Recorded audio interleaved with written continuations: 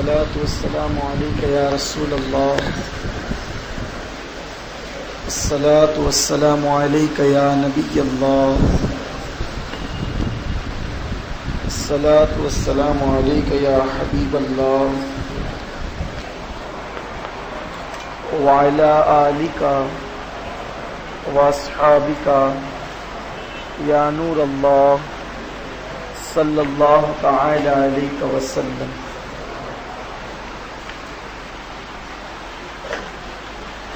آج اللہ کی توفیق سے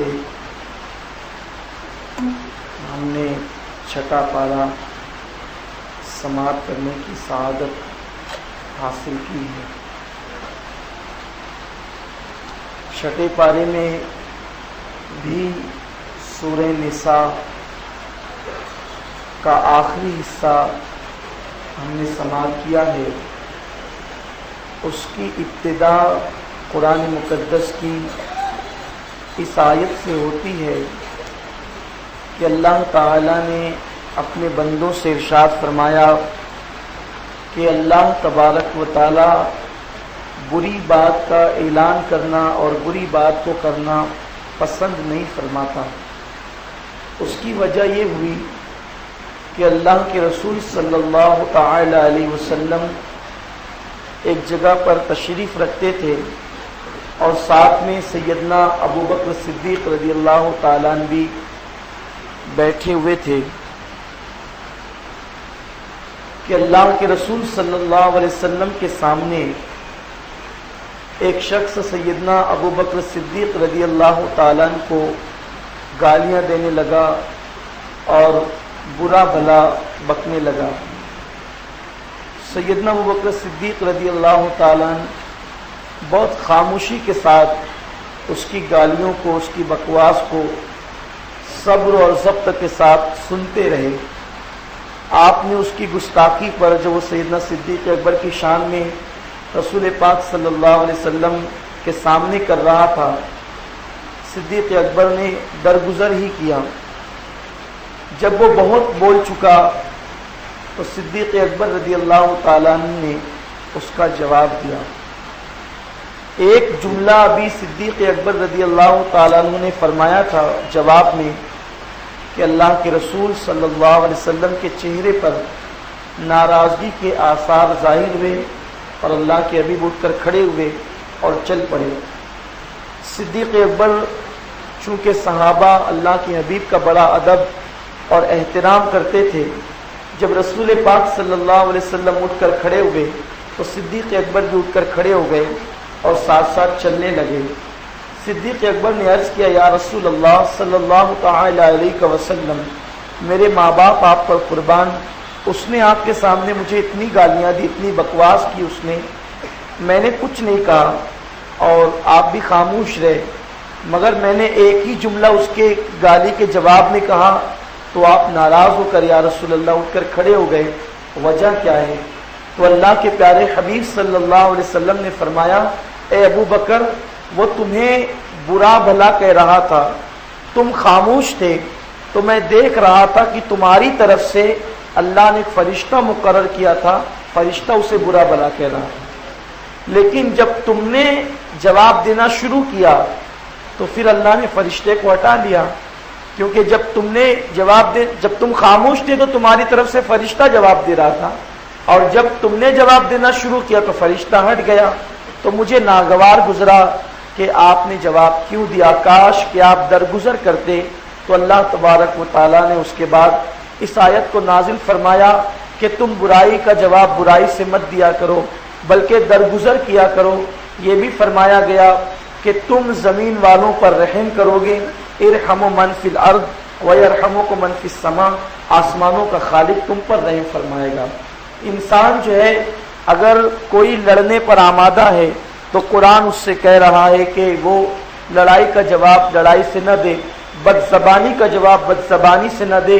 اگر آپ کو کوئی گالی دیتا ہے اور آپ خاموش رہتے ہیں تو آپ کی طرف سے فرشتہ جواب دیتا ہے. اس لیے ہمیں چاہیے کہ ہم اپنی زبان کو بری باتوں سے روکے ہی رکھیں، اور روکنا بھی چاہیے.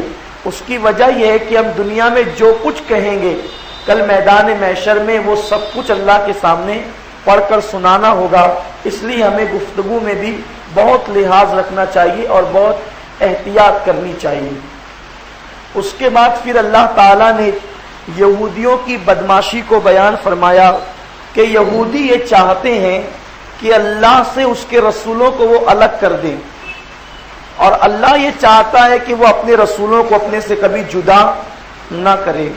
یہودیوں کی یہ خواہش ہے کہ وہ رسولوں کو اللہ سے جدا کریں، اور افسوس کی بات یہ ہے کہ دور رسالت کے یہودی ایسا کرتے تھے کہ وہ اللہ سے جو ہے اس کے رسولوں کو الگ کرنا چاہتے تھے، تو اللہ نے فرمایا کہ یہ میرے رسولوں کو مجھ سے الگ کرنا چاہتے ہیں، حالانکہ یہ نہ کر سکیں گے، بلکہ الٹا جو اللہ سے رسولوں کو الگ کرنا چاہے گا وہ اللہ سے الگ ہو جائے گا اور اس کا ٹھکانہ جہنم ہوگا۔ اسی لیے ہم رسول پاک کو خدا نہیں مانتے بلکہ خدا کا محبوب مانتے ہیں، اور خدا سے جدا بھی نہیں مانتے، نہ وہ خدا ہے، تم ذات خدا سے نہ جدا ہو نہ خدا ہو، تم ذات خدا سے نہ جدا ہو نہ خدا ہو، اللہ کو معلوم ہے کیا جانیے کیا ہو۔ ہم جب رسول اللہ کی نعت پڑھتے ہیں، بار بار رسول اللہ کا ذکر کرتے ہیں، تو لوگوں کو تکلیف ہوتی ہے، کہتے ہیں یار تم اللہ کا ذکر کیوں نہیں کرتے، زیادہ رسول اللہ کا ذکر کیوں کرتے ہو؟ تو ہم ان سے کہتے ہیں کہ قرآن ہم کو کہتا ہے کہ اگر کوئی اللہ کا ذکر کرے، صرف اللہ کا ذکر، تو اللہ خوش نہیں ہوتا۔ کیوں؟ کیونکہ اللہ یہودیوں سے اسی لیے ناراض ہے کہ یہودی اللہ سے اس کے رسولوں کو الگ کرنا چاہتے ہیں، تو اللہ فرماتا ہے کوئی خالص میرا ذکر کرے تو میں راضی نہیں ہوتا، اگر وہ میرے رسولوں کا ذکر کرے میرے ساتھ تب میں راضی ہوتا ہوں۔ اور بلکہ یہ بھی کیفیت ہے کہ کوئی صرف اللہ کا ذکر کرے تو قبول نہیں، اور صرف رسولوں کا ذکر کرے اللہ کا ذکر نہ کرے تو اللہ فرماتا ہے میرے رسولوں کا ذکر بھی میرا ہی ذکر ہے۔ یعنی خالص اللہ کا ذکر، اگر کوئی لا الہ الا اللہ لا الہ الا اللہ پڑھتا رہے وہ کامیاب نہیں ہوگا محمد الرسول اللہ کہے بغیر، اور اگر کوئی لا الہ الا اللہ نہ کہے اور صرف محمد الرسول اللہ کہہ دے تو بھی وہ کامیاب ہو جائے گا۔ کیوں؟ کیونکہ محمد کو رسول بنانے والا وہ ہے جس کی شان لا الہ الا اللہ ہے۔ تو پتہ چلا رسولوں کی شان اللہ پاک نے قرآن مقدس میں بیان فرمایا۔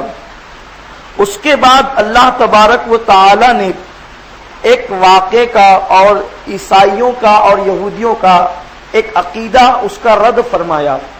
وہ یہ ہے کہ اللہ تبارک و تعالی ارشاد فرماتا ہے کہ یہودیوں کی یہ عادت ہے کہ وہ انبیاء کو ناحق قتل کرتے ہیں، تو انہوں نے جناب عیسیٰ علی نبینا علیہ السلام کو اللہ کا نبی نہیں مانا، بلکہ ان پر تہمت لگائی، ان کی ماں پر تہمت لگائی، انہیں گالیاں دی، اور جناب عیسیٰ علیہ السلام کو وہ قتل کرنے کے درپے ہو گئے۔ اور پھر یہودیوں نے جناب عیسیٰ علیہ السلام کو جب قتل کرنا چاہا تو عیسیٰ علیہ السلام ہی کا ایک ماننے والا تھا، یہاں پر آپ کی توجہ خصوصی طور پر چاہوں گا، عیسیٰ علیہ السلام کا ماننے والا تھا، اس نے عیسیٰ علیہ نبینا علیہ السلام کے خلاف مخبری کی، اور مخبری کیوں کی اس کو بھی آپ سن لیں۔ معاملہ یہ تھا کہ عیسیٰ علیہ السلام کا وہ ماننے والا تھا مگر وہ شراب کا عادی تھا، اب اسے شراب نہیں ملی تو یہودیوں نے اسے لالچ دی کہ ہم تجھے 2 بوتل بڑی بھر کر شراب دیں گے۔ عیسیٰ علیہ السلام کہاں ہے بتا، تو اس نے شراب کی لالچ میں جناب عیسیٰ علیہ السلام کا پتہ بتایا۔ اب جب یہودی پہنچے وہاں تو اللہ تعالی نے جناب عیسیٰ علیہ السلام کو ان کی نظروں سے چھپا لیا، اور جو شخص شراب کی لالچ میں مخبری کرنے کے لیے آیا تھا اس پر اللہ نے عیسیٰ علیہ السلام کی شباہت ڈال دی، اور وہ یہودیوں کو عیسیٰ علیہ السلام کا ہم شبیہ اور ہم شکل نظر آیا، تو یہودیوں نے اسی کو پکڑ لیا اور پکڑ کر پھانسی دے دی، سولی پر لٹکا دیا۔ تو اللہ فرماتا ہے کہ یہ جو یہودی اپنے گمان میں یہ سوچتے ہیں کہ ہم نے عیسیٰ کو پھانسی دی، تو عیسیٰ کو پھانسی نہیں دی گئی، پھانسی تو اسے دی گئی جس نے عیسیٰ علیہ السلام کے خلاف مخبری کی تھی، اور اس کی شکل اللہ نے عیسیٰ علیہ السلام کی طرح بنا دی اور اسے سولی پر چڑھایا گیا، اور جو جناب عیسیٰ علیہ السلام ہے انہیں تو اللہ نے آسمان پر اٹھا لیا، جناب عیسیٰ علیہ السلام آسمان پر اٹھا لیے گئے ہیں، بعض روایت کے مطابق وہ دوسرے آسمان پر ہیں، اور بعض کے مطابق وہ چوتھے آسمان پر ہے اور وہ قریب قیامت تشریف لائیں گے۔ کیوں تشریف لائیں گے، کیسے تشریف لائیں گے، اس کا ذکر آگے آ رہا ہے، انشاءاللہ ہم اس موقع پر آپ کو بتائیں گے۔ تو اللہ فرما رہا ہے کہ عیسیٰ کو قتل نہیں کیا گیا ہے، بلکہ جناب عیسیٰ زندہ ہیں اور وہ آسمان پر اٹھائے گئے ہیں۔ مجھے افسوس اور تعجب ہوتا ہے قادیانیوں پر کہ اتنی صراحت کے ساتھ قرآن کی آیت کہہ رہی ہے کہ جناب عیسیٰ علیہ السلام کو آسمان پر اٹھا لیا گیا۔ بالکل صراحت کے ساتھ قرآن کی آیت کرے کہ انہیں آسمان پر اٹھا لیا گیا، مگر قادیانیوں کا جو غلام احمد قادیانی ان کا گرو ہے، وہ قادیان میں یا کسی مقام پر جو ہے جناب عیسیٰ علیہ نبینا علیہ السلام کی قبر کو ثابت کرتا ہے کہ عیسیٰ علیہ السلام کی قبر فلاں مقام پر موجود ہے۔ یہ بھی ایک افسوس کی بات ہے۔ اس طرح وہ قرآن کی اس آیت کا ہی نہیں بلکہ کئی ایک آیتوں کا انکار کر کے وہ کافر ہوئے اور ان کے کلمہ پڑھنے کا کوئی اعتبار نہیں ہے۔ تو ہمیں چاہیے کہ آج کل ہماری جو نئی جنریشن ہے وہ دین کو جو ہے وہ بہت کھیل تماشا جیسے سمجھتی ہے اور علماء کی بات پر وہ ذرا بھی کان نہیں دھرتی، بلکہ وہ سب صحیح ہے سب صحیح ہے کا نعرہ لگاتی ہے۔ تو یاد رکھیے کوئی ایک نہیں 1000 مرتبہ کلمہ پڑھے اور قرآن کی ایک آیت کا بھی وہ دیدہ دانستہ انکار کرے تو وہ کافر ہو جائے گا، چاہے وہ کوئی ہو۔ تو اب قادیانیوں نے اس آیت کا بھی انکار کیا اور اس جیسی اور بھی آیتیں ہیں ان کا انکار کر کے وہ کافر ہو گئے۔ ان کا کلمہ پڑھنا اب ان کو جو ہے وہ فائدہ نہیں دے گا۔ اگر کلمہ پڑھنا قرآن کا انکار کر کے کلمہ پڑھنا کسی کو فائدہ دیتا تو پھر وہ منافقین کا کیا قصور تھا جسے قرآن مقدس نے کافر کہا؟ تو ان کا قصور یہی تھا کہ وہ کلمہ بھی پڑھتے تھے اور دیدہ و دانستہ قرآن کی بعض آیتوں کا انکار بھی کرتے تھے۔ تو اسی طریقے سے اہل سنت کے علاوہ اور بھی اسلام میں جو فرقے موجود ہیں تو وہ حضرات کسی نہ کسی اعتبار سے قرآن مقدس کی آیتوں کا انکار ان پر لازم آتا ہے۔ اس لیے علماء حرمین طیبین نے اور تمام دنیا کے علماء اہل سنت نے ان پر کفر کا فتویٰ دیا ہے اور وہ کافر ہے۔ نہ ان کے ساتھ اٹھنا بیٹھنا جائز ہے، نہ ان کے ساتھ نکاح کرنا جائز ہے، نہ ان کے پیچھے نماز پڑھنا جائز ہے۔ آگے اور اس کی تفصیل خوب آ رہی ہے، ہم آپ کے سامنے وہ پیش کریں گے۔ اگر آپ میں سے کسی کو ڈاؤٹ لگتا ہو کہ میں جو بات کہتا ہوں وہ قرآن مقدس سے ہٹ کر کہہ رہا ہوں یا میں آپ لوگوں کی کم علمی کا فائدہ اٹھا کر آپ کو دھوکہ دے رہا ہوں، تو میں اللہ کے گھر میں کھڑا ہوں، آپ حضرات کو جہاں ڈاؤٹ ہو آپ کھڑے ہو جائیں اور آپ مجھ سے پوچھیں کہ آپ جو یہ بات کہہ رہے ہیں وہ قرآن کی کس آیت سے کہہ رہے ہیں۔ اگر میں اسے ثابت نہ کر سکوں تو میں آج کے بعد تفسیر قرآن بند کرنا بند کر دوں گا، اللہ کے گھر میں کہتا ہوں۔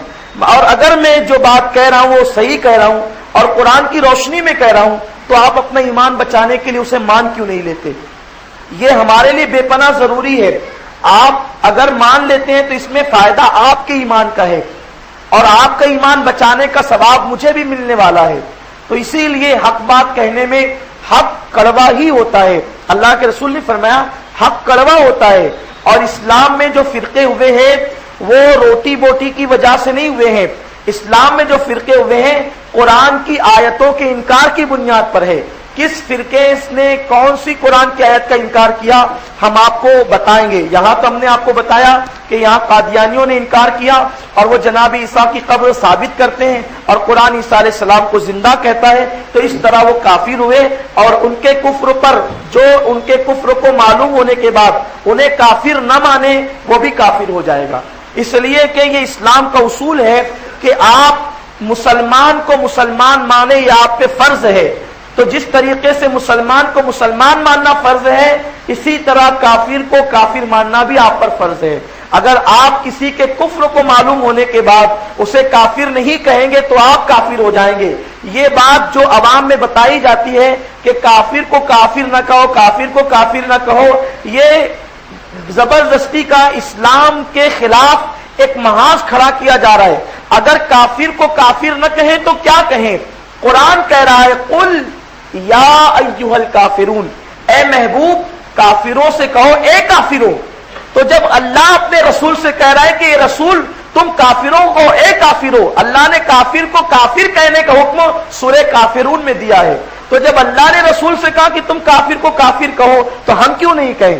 یہ جو کہا جائے کہ کافر کو بھی کافر مت کہو، یہ زبردستی کی الٹی جو ہے وہ پتہ نہیں کیا مت ہے لوگوں کی، اللہ لوگوں کو ہدایت عطا فرمائے کہ مجھے سمجھ میں نہیں آتا کہ لوگ قرآن پڑھتے تو سمجھتے کیوں نہیں۔ بہرحال تو میں اس کی تفصیل میں نہیں جاتا۔ تو جناب عیسیٰ علیہ السلام کو آسمان پر اٹھانے کا ذکر کیا گیا۔ اس کے بعد پھر ایک اور اللہ رب العزت نے یہودیوں کا ایک اعتراض تھا، اس کا جواب دیا۔ یہودی یہ کہتے تھے ہمارے آقا صلی اللہ علیہ وسلم سے کہ آپ اللہ کے نبی ہیں، تو ہمارے موسیٰ علیہ السلام بھی اللہ کے نبی تھے، تو موسیٰ علیہ السلام کو ایک ساتھ توریت مل گئی، پھر ان سے پہلے داؤد کو زبور ملی، ان سے پہلے اور انبیاء کرام کو جو بھی کتابیں ملی وہ پوری ایک ساتھ ملی۔ یہ آپ پر تھوڑا تھوڑا قرآن کیوں نازل ہوتا ہے؟ اگر یہ اللہ کا کلام ہے تو آپ اس کو ایک ساتھ لے آئیے۔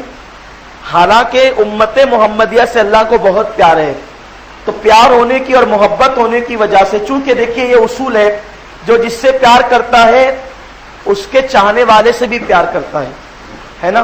تو حضور سے اللہ کو بہت پیار ہے، بہت محبت ہے۔ آپ جگہ جگہ قرآن میں سن رہے ہیں کہ ان کی نگاہیں اٹھتی ہے تو قبلہ بدلتا ہے، وہ جو چاہتے ہیں ان کی چاہت پر اللہ اپنا حکم بدل دیتا ہے۔ اسی طرح سے اللہ تعالیٰ جو ہے وہ ان کا ادب جگہ جگہ پر سکھا رہا ہے کہ انہیں رائنا مت کہو، انظرنا کہو۔ کل آپ نے سنا تو اللہ نے اپنے محبوب کو بہت چاہا، اب محبوب اپنی امت کو چاہتے ہیں تو اللہ بھی محبوب کی امت کو چاہتا ہے۔ تو اللہ رب العزت کی حکمت یہ ہے کہ اگر موسیٰ کو جس طرح پوری توریت دے دی گئی تو ان کی امت گھبرا گئی، تو اگر محمد صلی اللہ علیہ وسلم کی امت کو بھی پورا قرآن دے دیا جائے گا، وہ گھبرا نہ جائے، اور ان کی گھبراہٹ اللہ کو گوارا نہیں ہے، تو اللہ تھوڑا تھوڑا قرآن دیتا ہے تاکہ یہ اس پر عمل کرنے کے لیے یہ حضرات مستعد ہو جائیں اور بالکل چاق و چوبند ہو جائیں اور ہر آیت پر عمل ہو جائے۔ تو ان یہودیوں کو یہ ہضم نہیں ہوتا تھا، وہ کہتے تھے کہ یہ ایک ساتھ قرآن کیوں نہیں آتا؟ تو اللہ نے جواب دیا ہے محبوب یہ بکواس کرتے ان کو کرنے دو، ہم نے جس طریقے سے اور انبیاء پہ وحی نازل فرمائی ہم نے تم پر بھی وحی نازل فرمائی، اور یہ جو قرآن ہے وہ ہماری ہی کتاب، ہمارا ہی کلام ہے، آپ ان کی فکر نہیں کریں۔ جو مانتا ہے وہ جنت میں جائے گا، جو نہیں مانتا ہے اس کا ٹھکانہ جہنم ہے اور دردناک عذاب ہے۔ آپ ان کے انکار اور ان کے اعتراضات کی پرواہ نہ کریں، آپ ہمارے رسول ہیں اور آپ پر ہم ہی آیتیں نازل کرتے ہیں اور آپ پر ہم ہی اپنا کلام نازل کرتے ہیں۔ اس طریقے سے اللہ رب العزت نے یہ اپنے حبیب کو تسلی دی اور یہودیوں کو جواب دیا کہ تم جو موسیٰ علیہ السلام کی کتاب کی بات کرتے ہو، تو موسیٰ علیہ السلام پر جو پوری کتاب نازل ہوئی تو تمہارے باپ دادا جو موسیٰ علیہ السلام کے زمانے میں تھے انہوں نے کہا اسے مان لیا، تو جو تم ابھی قرآن پورا آ جائے گا تو تم اسے مان لو گے، تو تم تو صرف بہانے بنانے کی بات کرتے ہو اور تمہیں اللہ اس کے رسول سے کوئی دلچسپی نہیں ہے اور تمہارے لیے جو ہے وہ دردناک عذاب ہے۔ پھر اللہ رب العزت نے عیسائیوں کا جو تین خدا عیسائی مانتے ہیں، جناب مریم کو بھی خدا مانتے ہیں، جناب عیسیٰ کو بھی خدا مانتے ہیں، خدا کا بیٹا مانتے ہیں، اور اللہ کو بھی خدا، اس طرح وہ تین خدا مانتے ہیں۔ تو اللہ تعالیٰ نے عیسائیوں سے کہا کہ تم نے اپنی مرضی سے جو تین خدا بنا لیے ہیں تو یہ مناسب نہیں ہے۔ اگر تم عیسیٰ علیہ السلام سے پوچھتے تو عیسیٰ علیہ السلام اپنے آپ کو اللہ کا بیٹا نہیں کہتے بلکہ انہیں اللہ کا بندہ ہونے پر فخر ہے۔ اگر تم ان سے پوچھو گے تو وہ اپنے آپ کو اللہ کا بندہ ہی کہیں گے اور وہ اپنے آپ کو اللہ کا بیٹا نہیں کہیں گے، کیونکہ جو کچھ زمین اور آسمانوں میں ہے وہ سب اللہ کی مخلوق ہے اور بیٹا کبھی غلام نہیں ہوتا اور ساری مخلوق اللہ کے بندے ہیں۔ تو جو اب اگر عیسیٰ اللہ کا بیٹا ہوتے تو پھر وہ اللہ کے بندے کیوں ہوتے؟ تو اسی لیے جناب عیسیٰ اللہ کے بندے، وہ اللہ کے بیٹے نہیں ہے۔ تم نے زبردستی عیسیٰ کو اللہ کا بیٹا کہنا شروع کیا، حالانکہ عیسیٰ علیہ السلام اپنے لیے اللہ کا بندہ ہونا ہی پسند کریں گے اور اللہ پاک کا بیٹا ہونا کہلانا وہ پسند نہیں کریں گے۔ پھر اس کے بعد سورہ مائدہ کی ابتدا ہوتی ہے۔ سورہ مائدہ، اسے مائدہ اس لیے کہتے ہیں کہ اس میں جناب عیسیٰ علیہ السلام کی دعا پر آسمان سے جو دسترخوان نازل ہوا تھا اس دسترخوان کا تذکرہ ہے، اور مائدہ کا معنی دسترخوان کے ہوتے ہیں، تو اس لیے اس سورت کا نام سورہ مائدہ ہے۔ سورت کے ابتدا میں اللہ پاک نے اپنے حبیب کے صحابہ سے فرمایا کہ میرے محبوب کے صحابہ، جو اللہ اور اس کے رسول سے تم نے عہد کیا ہے تم اس عہد کو پورا کرو، یعنی تم نے جو جو باتیں رسول اللہ سے عہد کے طور پہ کی ہے وہ تمہیں پورا کرنا چاہیے۔ اور اس کے بعد اللہ رب العزت نے پھر اس کے اندر احکام زیادہ بیان فرمائے ہیں. تو ایک حکم بیان کیا گیا کہ مسلمانوں کے لیے، ایمان والوں کے لیے کیا حلال ہے اور کیا حرام ہے. تو حرام کیا کیا ہے اس کا تذکرہ کیا گیا ہے. چونکہ حلال کی فہرست بہت طویل ہے، تو جس کی فہرست طویل ہوتی ہے اس کو بیان کرنے کی حاجت نہیں ہے، اور جس کی فہرست کم ہوتی ہے اس کو بیان کرنا ضروری ہے. ظاہر سی بات ہے جب حرام بیان کر دیا جائے گا تو اس سے جو بھی رہ جائے گا وہ سب کے سب حلال ہی ہوگا. تو اللہ پاک نے بیان فرمایا تمہارے لیے کیا حلال ہے تو حرام ہے، تو فرمایا گیا مردار تمہارے لیے حرام ہے. یعنی جو مر جائے، تو جو مویشی جو جانور ہے، جانوروں میں جو مر جائے تو وہ تمہارے لیے حلال نہیں ہے بلکہ مردار حرام ہے. اور اس کے بعد خون یہ بھی حرام ہے، جانوروں کا خون یہ بھی حرام ہے. یہاں ایک مسئلہ آپ سماعت کر لیں کہ عام طور پہ مرغی یا بکری یا بڑے کا جو گوشت ہوتا ہے ہم اسے کھاتے ہیں، مگر کبھی کبھی ایسا ہوتا ہے کہ گوشت پکنے میں کچا رہ جاتا ہے اور دھلنے میں کوتاہی ہوتی ہے، تو وہ جو خون سا جو ہے وہ لگا رہ جاتا ہے، اور جب ہم کھاتے ہیں تو اس میں سے خون ٹپکتا ہے. تو لوگ جو ہے وہ وٹامن زیادہ انہیں ملے اس نیت سے وہ کچا گوشت خون ٹپکتا ہوا کھا لیتے ہیں، حالانکہ وہ حرام ہے. اس لیے کہ بہتا ہوا خون کھانا جائز نہیں ہے. اگر مرغی ہو، بکری ہو یا گائے ہو، بچڑا ہو، اگر اس میں سے خون ٹپک رہا ہو تو اس کا کھانا جائز نہیں ہے. اسی لیے آپ گھر کی عورتوں کو تلقین کریں جب بھی گوشت آئے تو وہ اس کو نچوڑ کر کے دھوئے تاکہ بہتا ہوا پورا خون ختم ہو جائے، کیونکہ بہتا ہوا خون جو ہے وہ ناپاک ہے اور اس کا کھانا ناجائز ہے.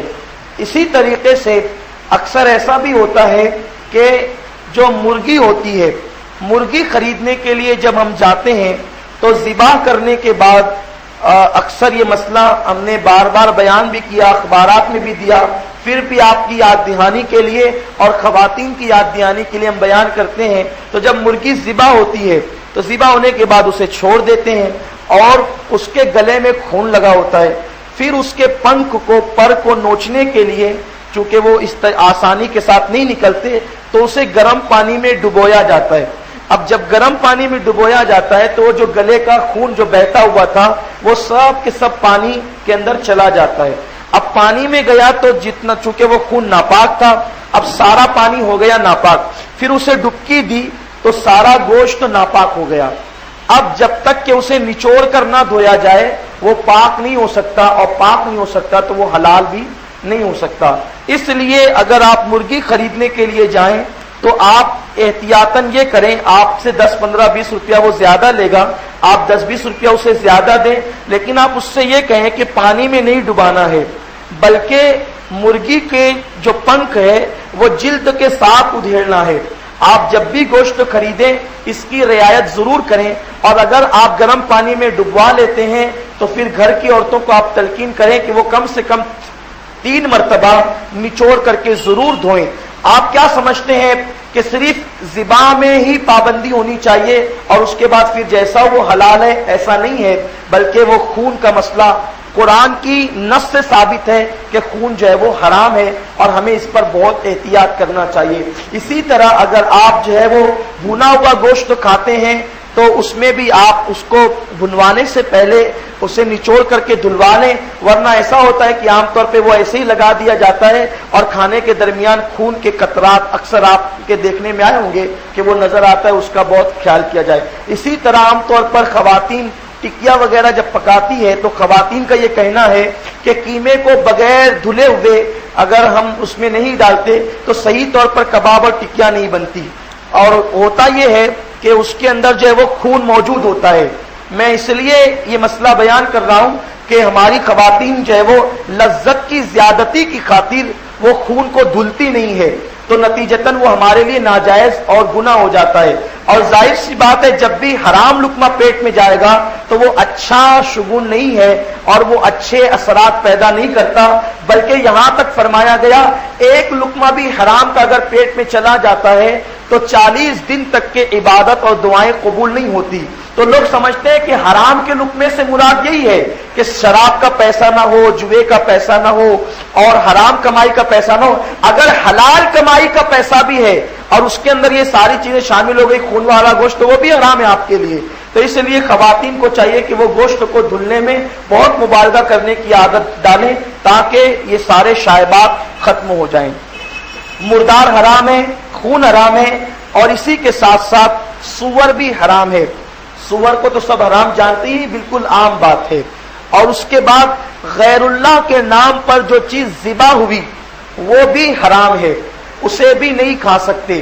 یہاں پر آپ اس بات کو سمجھنے کی ہے کہ غیر اللہ کے نام کا ذبیحہ جو حرام ہے، لوگ اس کو سمجھ نہیں پاتے اور اس پر بہت سی باتیں کرتے ہیں۔ غیر اللہ کے نام کے ذبیحہ سے مراد کیا ہے؟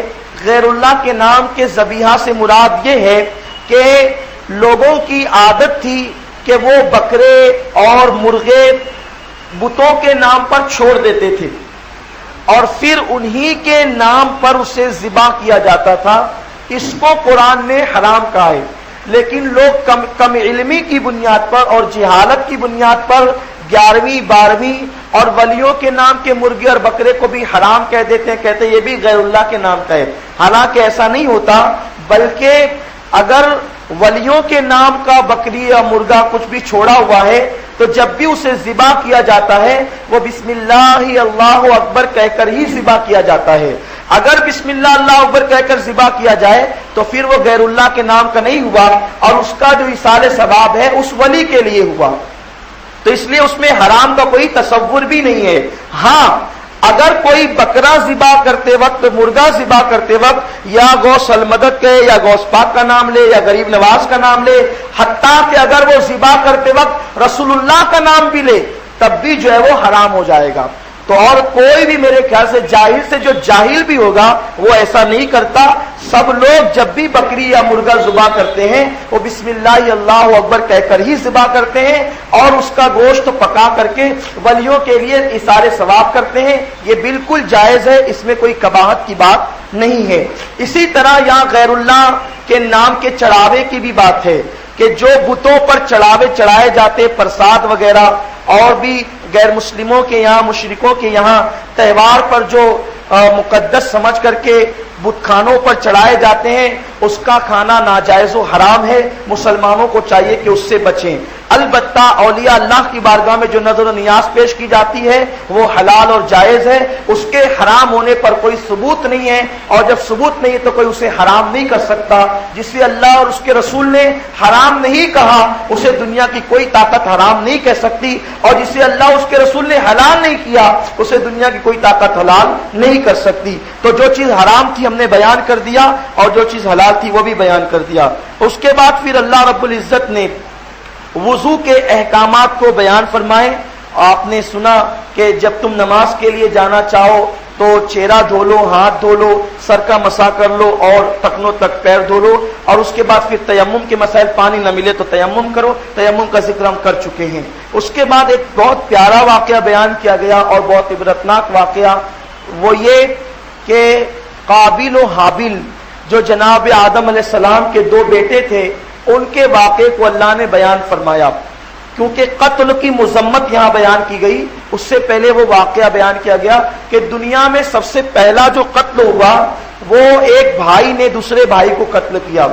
بات یہ تھی کہ قابیل اور حابیل یہ آدم علیہ السلام کے دو بیٹے تھے۔ ہوتا یہ تھا کہ آدم علیہ السلام کے یہاں پر جب بھی بچے پیدا ہوتے تھے تو وہ دو دو پیدا ہوتے تھے، ایک بیٹا اور ایک بیٹی۔ تو ہوتا یہ تھا کہ کل کا بیٹا اور آج کی بیٹی، اور آج کی بیٹی اور کل کا بیٹا، اس طرح دونوں کی شادی کی جاتی تھی۔ یعنی جو جس کے ساتھ پیدا ہوتا تھا وہ اس کا سگا بھائی جانا جاتا تھا آدم علیہ السلام کے شریعت میں۔ تو اب ہوا یہ کہ قابیل کے ساتھ جو لڑکی پیدا ہوئی وہ بہت زیادہ خوبصورت نہیں تھی، اور حابیل کے ساتھ جو لڑکی پیدا ہوئی وہ اقلیمہ بہت زیادہ خوبصورت تھی۔ تو قابیل کا اصرار تھا کہ میرے شادی اسی کے ساتھ ہوگی جو میرے ساتھ پیدا ہوگی۔ آدم علیہ السلام نے کہا یہ کیسے ہو سکتا ہے، وہ تو تیری سگی بہن ہے اور اس کے ساتھ تیرا نکاح نہیں ہو سکتا۔ تو اس نے آدم علیہ السلام کی نافرمانی کی اور کہا کہ آپ یہ کیسے کہہ سکتے ہیں؟ تو کہا کہ اگر ٹھیک ہے تو میری بات نہیں مانتا تو تم دونوں بھائی ایسا کرو، قابیل اور حابیل دونوں، کہ تم قربانی پیش کرو، جس کی قربانی قبول ہوگی اس کے ساتھ اقلیمہ کا نکاح ہوگا، خوبصورت لڑکی کا نکاح ہوگا۔ تو جو قابیل تھا اس نے جو ہے وہ گیہوں کی بالیاں پیش کی قربانی میں، اور جو حابیل تھے انہوں نے بکری پیش کی۔ تو اس زمانے میں قربانی کی قبولیت کے آثار یہ تھے کہ جس کی قربانی قبول ہوتی آسمان سے آگ آتی اور اس قربانی کو اٹھا لے جاتی۔ تو قابیل کی گیہوں کی بالیاں پڑی رہ گئی اور جناب حابیل کی بکری جو ذبح کی تھی وہ قبول ہو گئی۔ اب اس نے حسد کی آگ میں کہ اس کی قربانی قبول ہو گئی، میری قبول نہیں ہوئی، اور میں جسے چاہتا تھا وہ لڑکی میرے ہاتھ سے چلی گئی۔ تو جناب آدم علیہ السلام جب حج پر تشریف لے گئے تو ان کے حج پر جانے کا فائدہ اٹھا کر قابیل نے جناب حابیل کو قتل کر دیا، اور جب قتل کرنے لگا تو حابیل سے کہنے لگا کہ میں تجھے قتل کروں گا۔ اس نے کہا کہ دیکھ تو مجھے قتل کر رہا ہے ایک لڑکی کے لیے، مگر یہ دنیا زیادہ دن کی نہیں ہے اور آخرت میں تجھے جواب دینا ہوگا اور عذاب دردناک عذاب ہوگا ظالموں کے لیے۔ تو اس نے نہیں مانا، پہلے تو اس نے نافرمانی کی، باپ کا دل دکھایا، اور پھر اپنے بھائی کو اس نے قتل کر دیا۔ قتل کرنے کے بعد چونکہ یہ دنیا میں پہلا قتل تھا، اس کا چہرہ کالا ہو گیا قتل کی وجہ سے، اور وہ اپنے بھائی کی لاش کو لے کر کے پھرتا رہا کہ کیا کروں۔ مگر پھر اس نے یہ دیکھا، اللہ پاک نے چونکہ ایک نظام عطا فرمانا تھا بندوں کو، کہ دو کوے آئے اس کے سامنے اور وہ آپس میں لڑنے لگے۔ ایک کوے نے دوسرے کوے کو مار ڈالنے کے بعد پھر اس کوے نے اپنی چونچ اور پنجے سے قبر کھودی اور اپنے دوسرے کوے کو دفن کر دیا۔ تب قابیل کو پتا چلا کہ اگر کوئی مر جائے تو اسے دفن کرنا چاہیے، اور پھر اس نے کہا کہ کیا میں کوے سے بھی بدترین ہوں کہ کوا تو اپنے بھائی کو مارنے کے بعد دفن کرتا ہے اور میں دفن نہ کر سکا۔ پھر اس نے قبر کھودی اور دفن کر دیا، اور پھر اس کے بعد شیطان نے اسے بت پرستی میں مبتلا کر دیا۔ یہ بڑی عبرت کی بات ہے کہ عورت اتنی خطرناک چیز ہے، عورت کا فتنہ اور عورت کا حسن، کہ دنیا میں سب سے پہلے باپ کی نافرمانی عورت کی محبت میں ہوئی، دنیا میں سب سے پہلا قتل عورت کی محبت میں ہوا، دنیا سے سب سے پہلی لڑائی عورت کی محبت میں ہوئی، اور دنیا میں سب سے پہلی بت پرستی عورت کی محبت میں ہوئی۔ تو انسان کو سمجھنا چاہیے کہ عورت کتنا خطرناک فتنہ ہے۔ آج کل ہمارے نوجوان لڑکے لڑکیوں کی ناجائز دوستی اور تعلقات کی بنیاد پر کہاں نہیں جا رہے ہیں، اس کا اندازہ ہم نہیں لگا سکتے۔ انہیں پتا ہونا چاہیے کہ دنیا میں انسان سب سے پہلا جو جہنمی بنا ہے وہ عورت سے ناجائز تعلقات کی بنیاد پر۔ اس نے نبی کے بیٹے کو ڈبو دیا، قابیل کو ڈبو دیا، اور ہمیشہ کے لیے اسے مورد الزام ٹھہرایا۔ آج بھی دنیا میں جس کسی کا بھی قتل ہوتا ہے سب سے پہلے گناہ کا وبال قابیل کو ملتا ہے، چونکہ اس نے قتل کی بنیاد رکھی ہے۔ جس نے جس گناہ کی بنیاد رکھی، جب تک کہ وہ گناہ ہوتا رہے گا اس کا عذاب اسے ملے گا جس نے بنیاد رکھی۔ تو پہلا قاتل دنیا کا قابیل ہے۔ اب دنیا میں جہاں بھی قتل ہوتا ہے اس کا عذاب پہلے قابیل کو ملتا ہے، پھر قتل کرنے والے کو ملتا ہے۔ تو قرآن نے بیان کیا کہ جس نے ایک انسان کو قتل کیا گویا اس نے سارے انسانوں کو قتل کیا، اور جس نے ایک انسان کی جان بچائی گویا اس نے تمام انسانوں کی جان بچائی۔ تو لوگوں کو قتل سے بچنا چاہیے۔ یہ عبرت انگیز واقعہ بیان کیا گیا ہے۔ اس کے بعد پھر اللہ رب العزت نے بیان فرمایا کہ اے ایمان والو، یہودی اور نصرانیوں کو تم اپنا دوست مت بناؤ، وہ بعض کے دوست ہیں۔ اور اس کے بعد اللہ نے بیان فرمایا کہ جو یہودی اور نصرانیوں سے دوستی کرے گا وہ انہی میں سے ہے، یعنی وہ انہی میں سے ہو جائے گا۔ تو لوگوں کو چاہیے کہ وہ اللہ اور اس کے رسول سے دوستی کریں، اور اللہ اس کے رسول سے دوستی وہی کرتے ہیں جو وقت پر نماز کو قائم کرتے ہیں اور زکوٰۃ ادا کرتے ہیں۔ نماز اور زکوٰۃ کے بارے میں گفتگو پھر کسی موقع پہ ہوگی، چونکہ بار بار اس کا ذکر آئے گا۔ تقریباً 700 مقامات پر نماز کا ذکر آیا ہے، اور آپ نماز کے بارے میں سنتے ہی رہتے ہیں، تو انشاءاللہ پھر کسی موقع پہ ہم اس کا ذکر کریں گے۔ اس کے بعد اللہ رب العزت نے بیان فرمایا کہ اے لوگو، تمہارے سب سے بڑے دشمن یہودی ہیں اور مشرک ہیں، اس لیے تم ان پر کبھی اعتماد اور اعتبار مت کرو، ورنہ یہ تمہیں شدید نقصان پہنچائیں گے۔ ان کی دوستی سے بچو، اور اگر تم ان سے دوستی کرو گے تو تم نقصان ہی اٹھاؤ گے۔ کیونکہ مشرکین کی اور یہودیوں کی سوچ اور فکر دونوں کی بالکل ایک ہے. یہودی بھی بچڑے کی پوجا کر چکے ہیں اور مشرکین بھی اس میں دلچسپی رکھتے ہیں. اس لیے تم ان کے داؤ سے، ان کے پیچ سے اور ان کے مکر سے ہمیشہ ہوشیار رہو. اگر تمہیں دوستی ہی کرنا ہے تو تم مسلمانوں سے دوستی کرو، اللہ اور اس کے رسول سے دوستی کرو. اللہ پاک ہمیں قرآن کے احکامات پر عمل کرنے کی توفیق عطا فرمائے اور اللہ ہماری قوم کو قرآن فہمی عطا فرمائے، سچی سمجھ عطا فرمائے. الفاتحہ.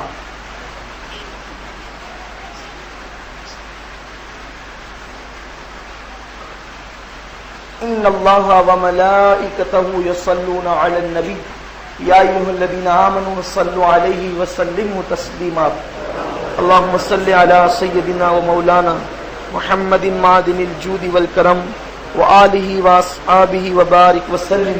صلاۃ وسلاما علیک یا رسول اللہ وافوض امری الی اللہ ان اللہ بصیر بالعباد برحمتک یا ارحم الراحمین.